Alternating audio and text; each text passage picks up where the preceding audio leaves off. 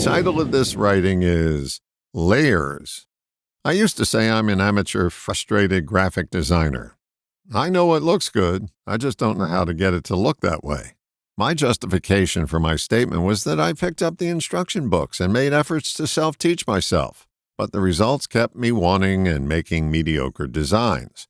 The good news is I discovered a tool called layers in the process. What are layers?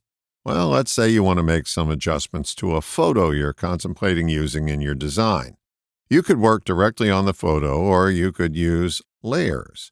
A layer is like a clear piece of plastic you put over the picture. You make the adjustments on the layer rather than directly on the picture. This gives you an opportunity to keep the original picture intact while making your additions, subtractions, and enhancements on that layer. If you don't get the results you're after, you can remove the layer and begin with another until you do. The ultimate result is a better-looking picture. It got me to thinking about the work that I do with people. I discovered that I rarely work on the surface anymore. In the past, when I worked on their original photo, my results were too hit and miss. Working on the original constitutes giving advice. Giving advice may be spot on or it may be spotty. Once you get spots on the original, it proves more difficult to correct. Working on the original rarely has any beneficial effect. Giving your opinion may prove temporarily helpful, but the benefits are not usually lasting. Think of it this way. Opinions are like websites. Every asshole has one. Working on layers with people is a way of working on the original without doing any harm. It's sort of like the Hippocratic Oath that physicians take. I find that people have parts of them, layers if you will. I like to work with the part of them that has the difficulty. I find there is rarely any difficulty with the original. The problem sits on the layer somewhere. My job is to find that layer and make the connections there, improving the overall picture.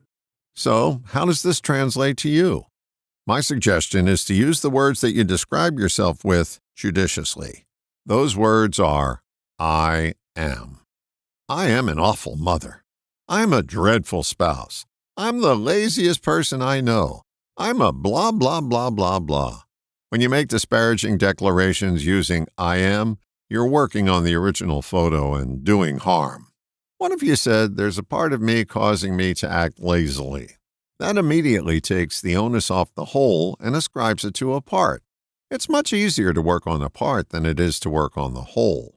If you only have a faulty carburetor on your car, how accurate is this statement? This is a lousy car.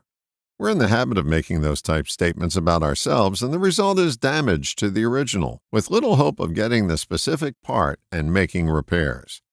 Begin to notice your disapproving I am statements and take them apart. Make it your mission to find the part of you that needs work, rather than ascribing your flaw to the whole of you. Just this subtle shift in awareness is oftentimes all that's necessary to go to work on the layer that needs attention. It makes life much more manageable by not having to eat a whole cow at once. All the best, John.